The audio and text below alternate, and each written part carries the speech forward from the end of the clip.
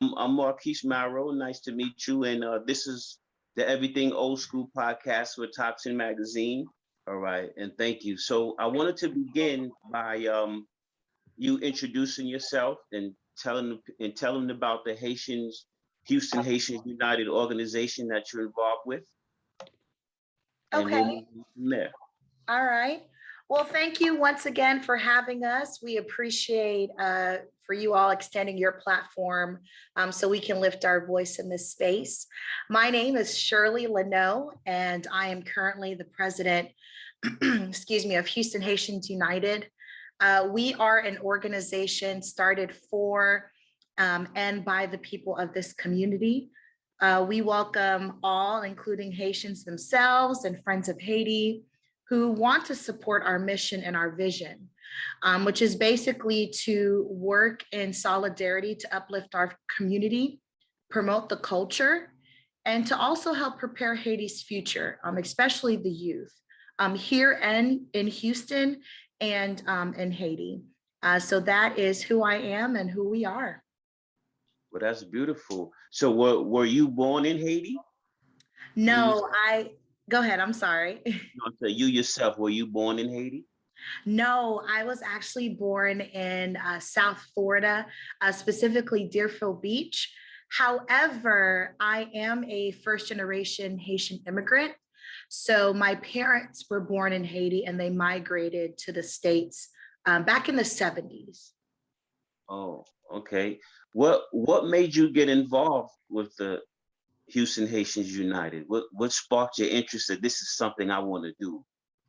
Yeah, so when I first, and excuse for my voice, I've been doing a lot of talking and a lot of speaking. So thank you for your grace there. So when I first moved to Houston, I was looking for a community that not only aligns with my core values, but also is Haitian oriented. And I grew up, being involved with the community. I come from a family of community service. My parents are heavily involved in the community in Haiti as well.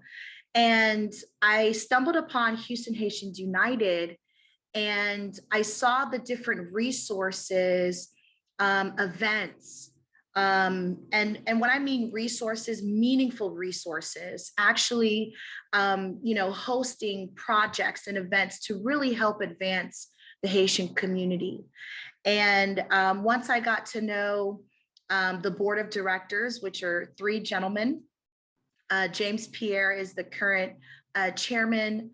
And then you have Sledge Leonidas, he's the vice chairman. And then Jean-Michel, he is a member of the board of directors. And getting a chance to interact with them and get some more information on why they chose to start the organization. It's just a beautiful, beautiful story. And just being able to be a part of a legacy is just, it's truly heartwarming. So that's why I chose to be involved. I started off as a member, and then from there, they run elections to become president and vice president and whatnot. And the people felt that I was fit to be president, and I'm just fulfilling my duties as that. And I see the sincerity coming out of you when you talk about Mhm. it. I Oh, can see the vibe. And I wanted to know also, if I'm not mistaken, you said that you guys help Haitians in Haiti as well. yes, we do. So you being in Houston, how can you do that so far away? What exactly do you do and how? Absolutely. So, specifically, HHU, Houston Haitians United, we have partnered with an orphanage in Haiti. So, those are our direct contacts. And also, if we have, there's other organizations on the grounds of Haiti that we work with, because again, our mission is to welcome all those who support and our mission and our vision. And, that could be anyone who stands in solidarity with us. So we also connect with other Haitian organizations in Haiti as well. so we can, help advance the Haitian community. It's not an issue at all to get in contact. There's different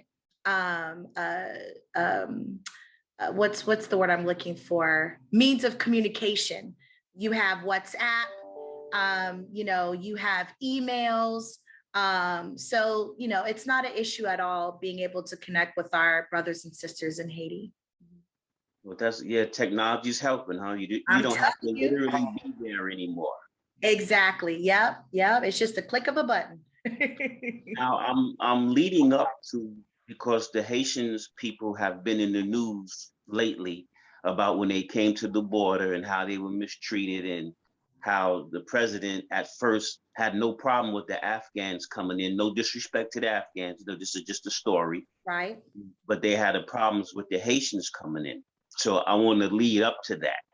But before I get deeper into it, I want to know that what are some of the problems or issues that the Haitian people are facing that's not in the news, it's not being broadcasted, or you have to be involved to see?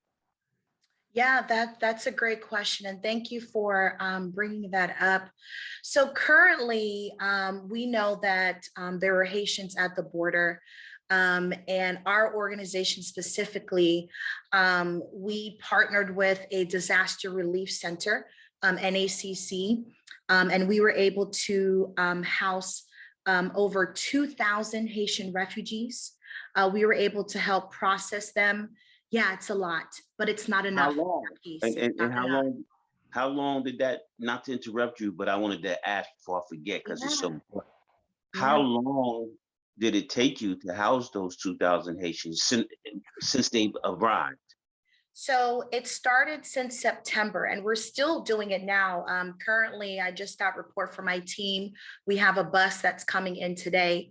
So what's happening, just to paint the picture for you, there are charter buses that are bringing Haitians to the facility. NACC.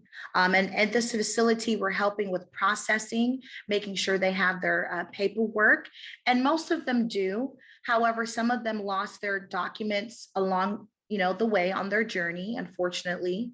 We're also helping them, mentally, like in our organization, we have mental psychiatrists, counselors, because, when you go through such a traumatic event, that journey, just picture yourself in these positions. Some individuals did not make it. Mental health is something that's important, so we're able to help with that.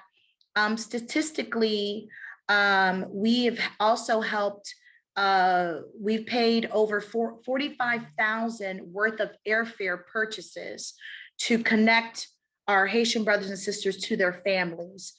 So they're, we've sent them to Boston, we've sent them to Florida. We were able to help them get to New York to be in, with their loved ones. I just want to take this opportunity, if you don't mind, Marquise, just to thank all those who have donated to us, your monetary donations, your physical presence. We had over 900 registered volunteers who were willing to help us, and help with the processing on the grounds. Words of encouragement, your prayers. Our motto on the flag of Haiti is "L'union fait la force," and what that means is unity makes strength. And just to see our community galvanizing that was just a beautiful thing. Beautiful thing. Right. I agree. I mean, when people are for people, it's always a beautiful thing. Is there anything else that might have come to mind that is going on that the news might not see, or that's it in a nutshell? But that matters. That's important. Well, yeah. So right now we're working with government officials, Congresswoman Sheila Jackson Lee, Congressman Al Green, because Title 42 needs to be, reversed. Justice needs to be served. Could you explain what Title 42 is for those of us who don't know? Yeah, so Title 42 is essentially a law that's in place to guarantee the right to seek asylum to individuals who arrive at the southern border and ask for protection. So earlier you mentioned the Afghan community, and no offense to them, but there are other communities who have had no issues with seeking asylum. Why is it that the Haitian community is, and specifically our Haitian brothers and sisters are receiving pushback with that? That should not be the case at all. I don't know if you heard on the news, Marquise, but our former president, Trump, he said that Haitians are bringing AIDS, and it's a dangerous situation. Hearing, things like that, seeing how the Biden administration is dealing with it. And, I know, they mentioned that they want to help during their campaign. But it's a disappointment. It's a big disappointment on how the Haitians are being handled right now. Big disappointment. And can you be, I know it is as a whole, but can you be a little more specific on how they're being treated, which is so unfair? Well, I guess specific, deporting them back to the country of Haiti, because there are some Haitians who experienced that. I know there were some that were held in detention centers. I know also our congressmen and congresswomen, they've been working really hard advocating for us in DC. And I know recently there were some Haitians who were released from the detention. But what people don't know, right now, there are Haitians that are stranded in El Paso, Texas. And actually, right now, I have my secretary and another member of HH2 who are who are down there right now, surveying the scene, trying to figure out what is going on. The news does not know this. I haven't seen any news about Haitians being in El Paso, but we're trying to figure out how we can, process them and help them, get to that place of stability. But that's pretty much what I have for now, sir. Yeah. Well, that's deep. That's a lot. It is a lot. It is a lot. Now, I wanted to know, so why do they want to leave their country? What's going on so bad that they want to come to America, or not even necessarily come to America, leave Haiti? So what's the problem? Yeah, I'm glad you clarified that, because the Haitians who are at the border were living in South America for 10 years. But if we go back, Haiti has experienced a longevity of political instability. For those of you who do not know, our president was recently assassinated. That is shocking, because the world hasn't experienced an assassination, I think, in over, 10 years. Don't quote me on that, but Haiti, we experienced that. There's gang violence. There's a lot of, corruption that is going on. So now Haiti's in a place where there's no president. Criminal activity has increased.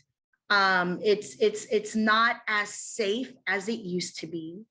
But I don't know about you, Marquise, but wouldn't you want to, try to find some type of safety for yourself and your family? Wouldn't I would say so. There's no president and no structure, and there's no consequences for people's actions. I'll be out of there quick. Right, and that's what's going on in Haiti. Some are fortunate enough where they can get out of Haiti, but some aren't, and it's just unfortunate. But that's one of the many reasons why, individuals want to move outside of Haiti.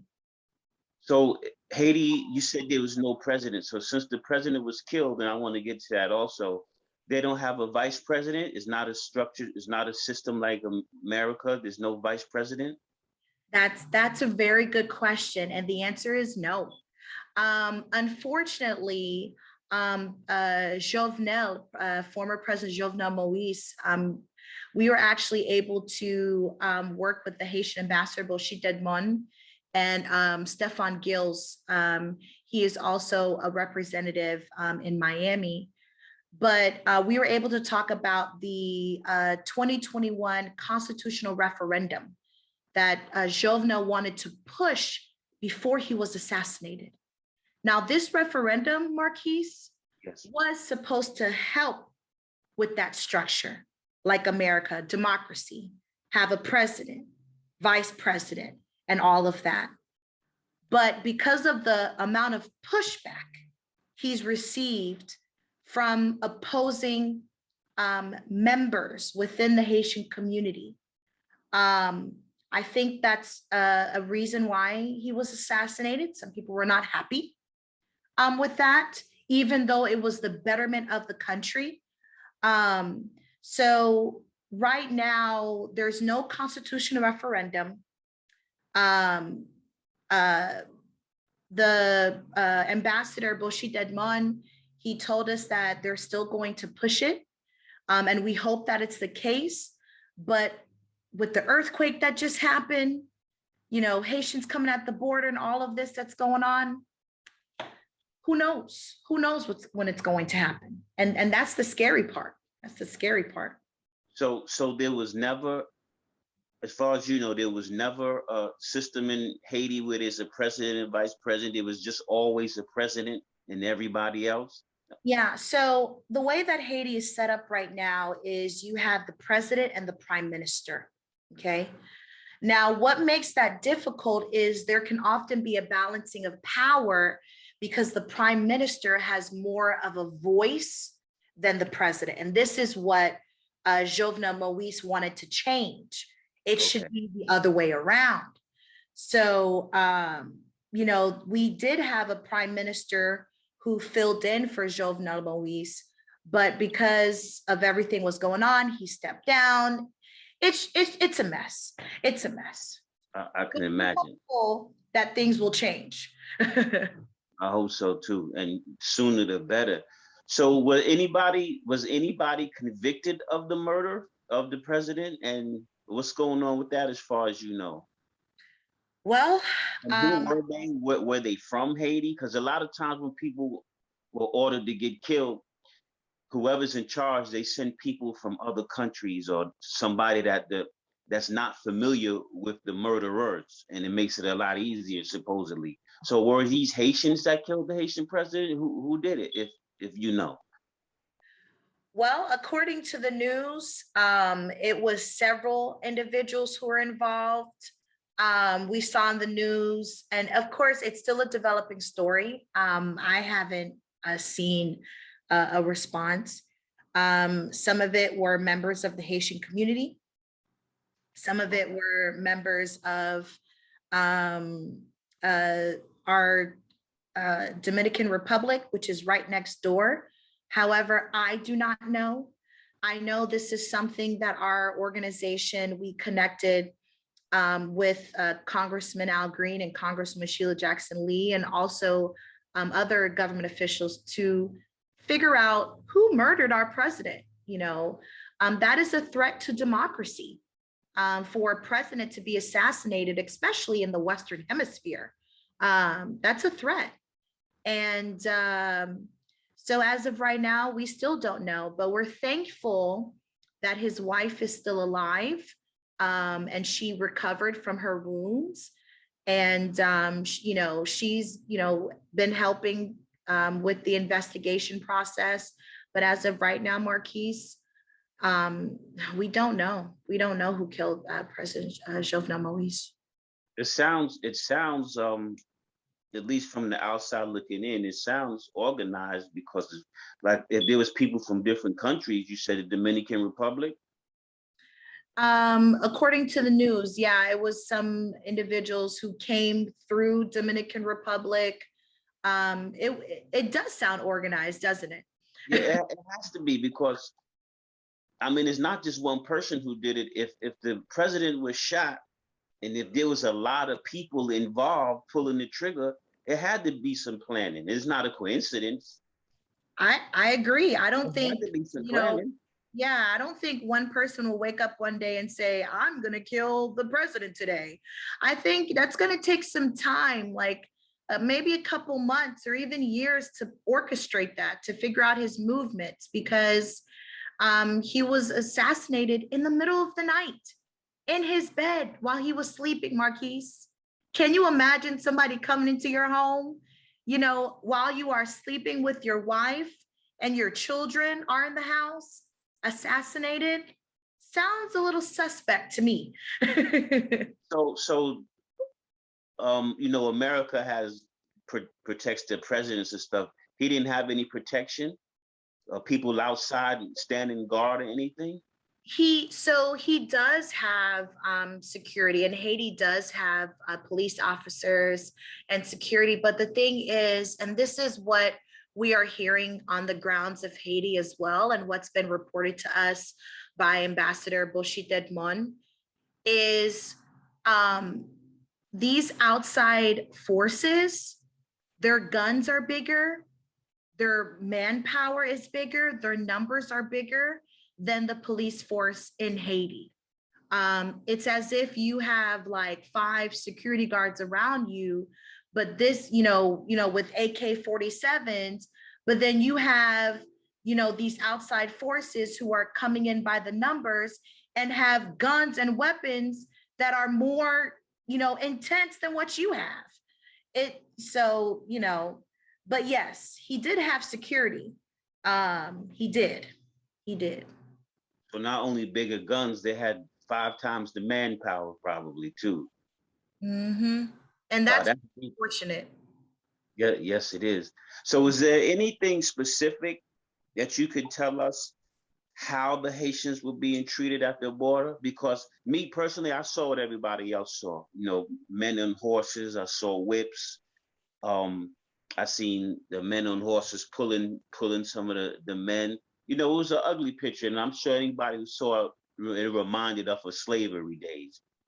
So, can you tell me, or us rather, how you felt about that, and do you know how they were literally being treated, or does that picture not depict what really happened? Um, I think the picture was enough to bring awareness to how the Haitian community is being treated. I think it's stirring emotions in people, and I think that's a beautiful thing, because when injustice is happening, people should respond to that. I know that historically, if you didn't know, Haiti is the first independent Black country to gain its independence. I didn't know And that. yes, sir. And we've helped countries like America gain their independence. We've helped South Africa. We've helped Venezuela. We've helped Colombia, Panama, Costa Rica, and the list goes on and on. The part that's disheartening, Marquise, is the fact that Haiti has extended their resources over centuries, historically. Mm-hmm. And to be treated like that, to be treated as if we are an animal, to be treated as if we don't deserve justice like everyone else, that's the part that's disheartening. That's the part that I cannot even describe with words, because of how much help we have extended to others, because we too are a country of justice. We know we don't tolerate injustice. And to have that being served on a platter to us, it's disheartening. I just hope that America returns the favor and returns it justly. I understand. When you say Haiti helped other countries with their independence, can you how? Because I don't know, so I'm asking how does that happen? I mean, what's the Yeah. process? So historically, so we gained our independence back in 1804. And just like America, there's slave revolts, right? Haiti also went through that as well. We were, I'll give you a short, but I encourage the audience to look up the Haitian history. It's a beautiful, beautiful story. And the French took over. Basically, we were fed up with it. Jean-Jacques Dessalines, Toussaint Louverture, these gentlemen were able to, be the spearheads behind the revolt. And, on our flag, Marquise, the motto says, "L'union la force," which means unity makes strength. We cannot accomplish anything unless if we are unified and come together. And that's how we were successful in that rebellion.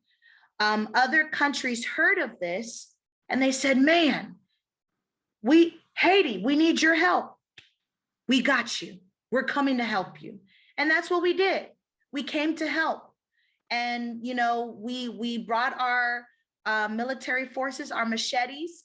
You can see that. That's still to this day, that's a cultural art of ours, fighting with machetes. And I didn't know that. Oh, okay. Oh, yes, sir. Yes, sir. Yes, sir. I encourage you to look at its beautiful story, beautiful historic piece there. We've also helped, we have monuments in Georgia, Savannah, Georgia, of Haitians fighting and helping America. So when people wanted Haiti to help, we came to help. Now it's our time. We need help now. Give us our help. Give us our help. Return the favor. You just taught me a lot because they didn't teach me this in school. They didn't teach a lot in school. We So, have to do the research ourselves. I agree. I agree. So when you said that 2,000 Haitians have come to Houston since September, how did you guys find housing for them so fast? How did that takes a lot of organization, a lot of resources, a lot of love, a lot of care, a lot of everything. So how did you find housing for 2,000 people? Yeah. I mean, presidents don't even do that in that amount of time. Wow.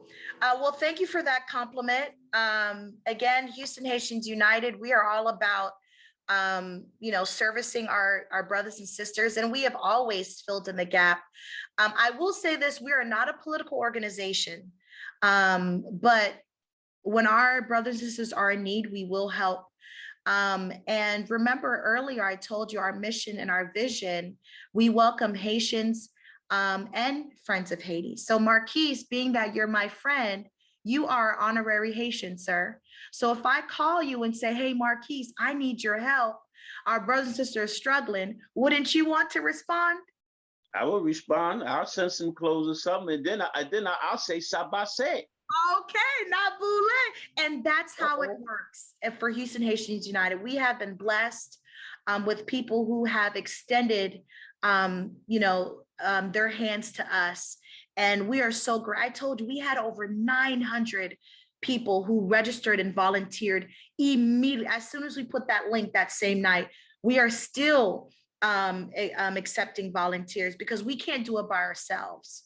Because we have other things that we need to manage, like, the Haitians that are in El Paso right now. Me being in this interview with you, as soon as I get off this call with you, I need to follow up at what's going on at the facility. But we're so grateful for NACC.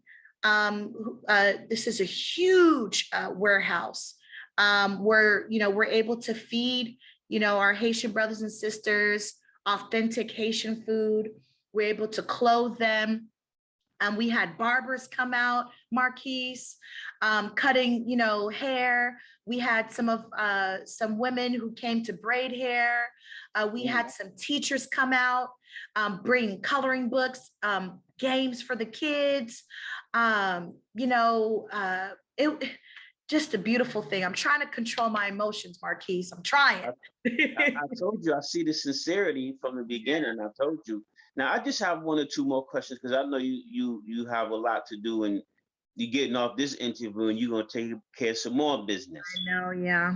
So I thank you for calling and being willing for this interview. But you just gave me an idea. Y'all should get some t-shirts, HHU, people helping people, because that's what y'all do. You know what I mean? You know what? Y'all all wear some t-shirts? Yeah, we actually have some shirts that we just made, but that's a good idea. I'm gonna bring that back to my team. HHU, people helping people. People. I like that's that. What y'all do it. I like that. One more quick thing. I mean, I can ask you a million things, but I'm going to respect your time. Thank you. So what about the devil's advocate? People are coming from out of state or out of country, and they might get us sick. They're probably not vaccinated. There's going to be another storm of corona, another wave, and so what is the organization doing? Because I know there's some people who think like that. I know there is, and not only for the Haitian people, for Afghans too. Which if they're not from America, if people's coming in, some people just have a problem. Period. All that is pushback. All that is obstacles, and those can easily be maneuvered through. But I was telling you earlier how former President Trump, he said that Haitians are bringing AIDS. Statistically, that doesn't make any sense. Right. But what we are doing as an organization is we are doing COVID tests. We are so grateful for our medical professionals in our community who are coming out, and we're quarantining, those who are positive, and making sure they are well, checking on them, daily. So as far as medical attention, those things are taken care of. As far as the other pushbacks that we've heard, Marquise, you should see the emails that we receive from people who feel who do not agree with what we are doing for our community. And I don't like to highlight them because I don't like to speak to that type of energy. Right. So my only hope is that they have an understanding. And I'll say this, people tend to forget that America is a land of immigrants. People forget that. And that's what makes America so beautiful. So remember the story and the history of America.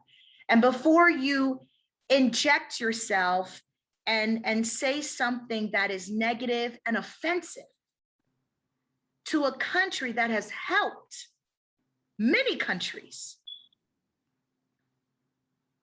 that's where things become a problem. That's where that's deep. You said America is a country of immigrants. That's deep, and it's the truth. And people don't think about that because they don't realize that their great grandfather and mother wasn't born here. Yes, sir. You're absolutely right. And this land belongs to indigenous people, and we're celebrating them on the 11th.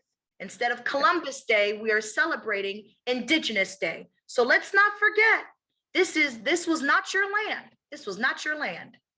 But there's always, whenever your skin is brown, it doesn't matter what your nationality is or where you're from, there's going to always be problems and backlash and negativity, and that's a shame.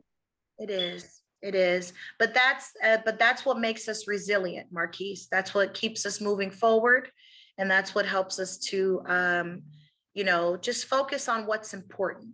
And what's important is making sure that our Haitian brothers and sisters receive justice. And they are getting vaccinated? As far as vaccination, I don't have any updates on that. We're just making sure we're testing for positive and negative.